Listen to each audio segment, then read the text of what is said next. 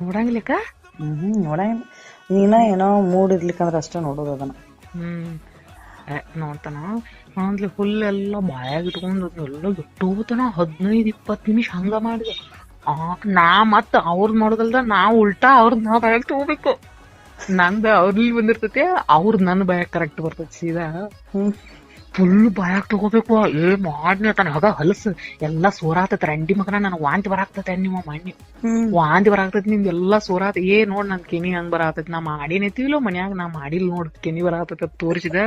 ಯವ್ವಾ ಹೊಲಸ್ ವಾಂತಿ ಬರಾಕೈತು ಯಪ್ಪಾ ನನಗ ಅನ್ಯ.